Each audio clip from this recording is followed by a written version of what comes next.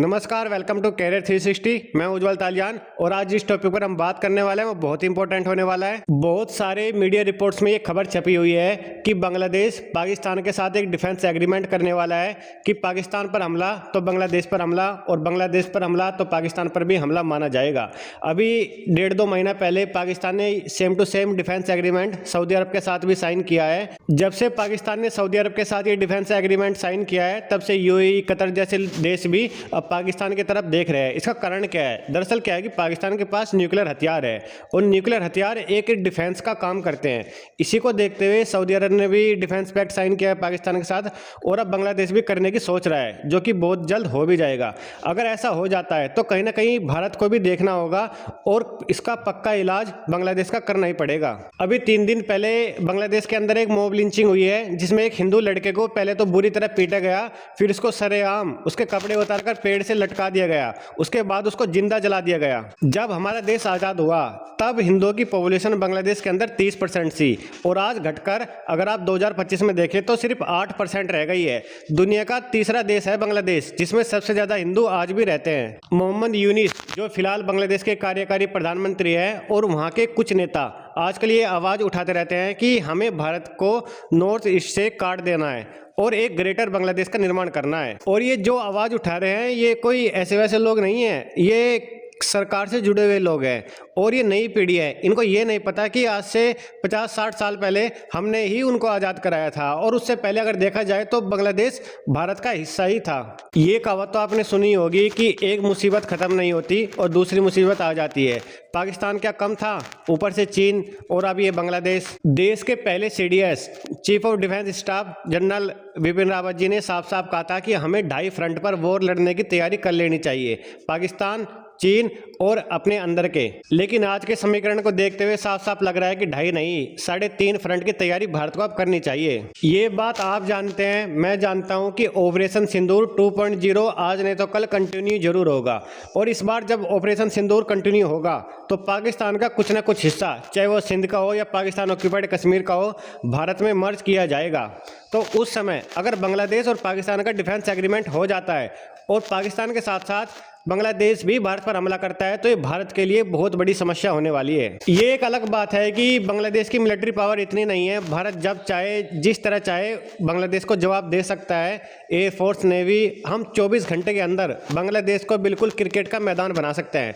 लेकिन फिर भी कहीं ना कहीं थोड़ी बहुत तो प्रॉब्लम क्रिएट होगी और फिर भी अगर भारत को तरक्की करनी है तो हमें बांग्लादेश या पाकिस्तान जैसे देश की तरफ नहीं देखना है, हमें तो चीन और अमेरिका को देखकर आगे बढ़ना है। बांग्लादेश के अंदर खुलेआम मॉब लिंचिंग होती है, खुलेआम हिंदुओं को मारा जाता है, जिंदा जलाया जाता है और इन सब को लेकर अमेरिका बिल्कुल चुप है। कहीं ना कहीं ये इस बात का संकेत है कि इस वाली सरकार को अमेरिका का पूरा समर्थन है। जिस एग्रीमेंट को पाकिस्तान और बांग्लादेश करना चाहते हैं या सऊदी अरब के साथ हो चुका है, सेम टू सेम ये डिफेंस एग्रीमेंट भारत ने 1971 में USSR के साथ किया था, ताकि जब हम पाकिस्तान के साथ कॉन्फ्लिक्ट में उलझे हुए हो तब अमेरिका युद्ध में शामिल ना हो जाए। इसको देखते हुए भारत ने USSR के साथ एक डिफेंस एग्रीमेंट किया था और उसी के तहत USSR भारत की सहायता करने के लिए भी आया था। अगर ये डिफेंस एग्रीमेंट रियलिटी में कन्वर्ट हो जाता है तो भारत में बहुत बड़ी प्रॉब्लम क्रिएट होने वाली है। पूरे साउथ एशिया का जो समीकरण है वो बदल जाएगा और भारत को भी कहीं ना कहीं ये नए रास्ते तलाशने होंगे कि हम किस देश के साथ अपने डिफेंस एग्रीमेंट या म्यूचुअल अंडरस्टैंडिंग एग्रीमेंट बना सकते हैं। और ये बात मैं दावे से कह सकता हूँ कि आज हो या आज से 50 साल बाद हो, भारत कभी भी अमेरिका के साथ कोई भी किसी भी तरह का डिफेंस एग्रीमेंट नहीं करेगा, क्योंकि अमेरिका कभी भी भारत के हित में नहीं रहा है। आज वो पाकिस्तान और बांग्लादेश को सपोर्ट कर रहा है, कल वो किसी और देश को सपोर्ट करने लगेगा। अभी चीन के साथ भी उसके अच्छे संबंध चल रहे हैं, तो भारत कभी भी अमेरिका पर भरोसा नहीं कर सकता।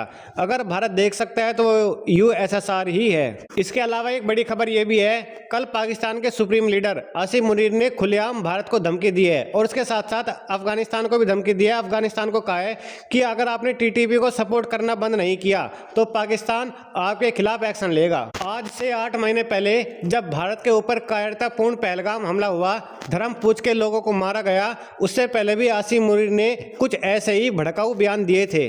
और इसके अलावा हम सब ये बहुत अच्छे से जानते हैं कि पूरी दुनिया में 57 मुस्लिम देश ऐसे हैं जो अपने आप को इस्लामिक देश घोषित कर चुके हैं, बल्कि इसके अलावा पूरे दुनिया में हिंदू राष्ट्र एक भी नहीं है। इन 57 मुस्लिम देशों में आप एक भी देश का नाम उठाकर देख लीजिए जहां भी हिंदू रहता है या सिख रहता है, उनके ऊपर अत्याचार होते ही होते हैं। अब अफगानिस्तान को देख लीजिए, पाकिस्तान को देख लीजिए, बांग्लादेश को देख लीजिए, और भी बहुत सारे देश हैं। अब वो दिन चले गए हैं जब शेख हसीना बांग्लादेश की प्राइम मिनिस्टर हुआ करती थी। भारत के साथ बांग्लादेश के बहुत अच्छे संबंध थे, लेकिन अब ऐसा नहीं है। अब कहीं ना कहीं भारत को अपनी रणनीति बदलनी होगी और दोबारा बांग्लादेश को लेकर अपनी रणनीति दोबारा बनानी होगी। हम एक सिनेरियो देखते हैं कि अगर पाकिस्तान और बांग्लादेश दोनों एक साथ मिलकर भी भारत पर अगर हमला करते हैं तो भारत उसको आराम से झेल लेगा, उसमें कोई बड़ी बात नहीं है। लेकिन मुश्किल की बात यह है जो हमारे देश के अंदर ही गद्दार बैठे हैं, हम उनसे कैसे लड़ेंगे। और उसके अलावा चीन भी है। हमारे देश के सुरक्षा सलाहकार अजीत डोवाल जी ने भी कहा है कि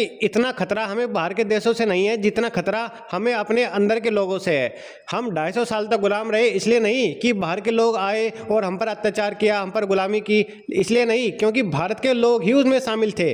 भारत के लोग ही थे जो उनका साथ दे रहे थे, इसलिए भारत 250 सालों तक गुलाम रहा। एक विशेष वर्ग के लोग अक्सर ये कहते रहते हैं कि हम भारत माता की जय और वंदे मातरम जय हिंद नहीं बोलेंगे, क्योंकि ये हमारी जादुई किताब में नहीं लिखा हुआ है और ये हमारे खिलाफ भी है। और फिर जब लोग इनसे सवाल पूछते हैं कि भाई आपको ये देशभक्ति के जो नारे हैं, जो आज़ादी के नारे हैं, इनको बोलने में आपको तकलीफ क्या है, तो कहते हैं कि आप हमारी देशभक्ति पर, हमारी निष्ठा पर सवाल उठा रहे हो।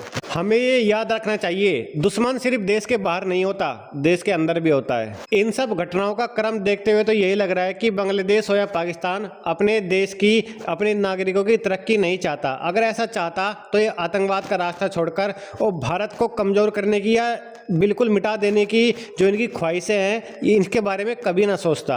अगर अपने लोगों की बेहतरी चाहते हैं तो ये सारी चीज़ें इन दोनों देशों को बंद करनी होगी। अगर आंकड़ों की देखें तो बांग्लादेश का एक्सपोर्ट बहुत तेज़ी से नीचे गिर रहे हैं। किसी भी तरह की कोई नई फैक्ट्री, नई कंपनी ओपन नहीं हो रही है, जिसकी वजह से महंगाई बढ़ रही है। और आने वाले दिनों में अगर बांग्लादेश का रवैया यही रहा तो ये और बढ़ेगी। और भारत ने तो अपने जो एक्सपोर्ट है वो भी पूरी तरह बैन कर दिए हैं। कहीं ना कहीं बांग्लादेश के दिमाग में ये बात है कि आज नहीं तो कल अगर कोई होता है, तो भारत के साथ कोई पंगा होता है तो चीन या पाकिस्तान उसको बचाने आ जाएगा। लेकिन उसको ये नहीं पता कि राजनीति में, विदेश नीति में कोई किसी का परमानेंट दोस्त नहीं होता और कोई किसी का परमानेंट दुश्मन नहीं होता।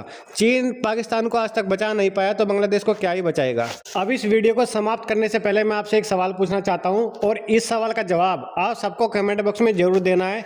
क्या भारत को भी अब समय आ गया है किसी न किसी देश के साथ अलायंस करना चाहिए?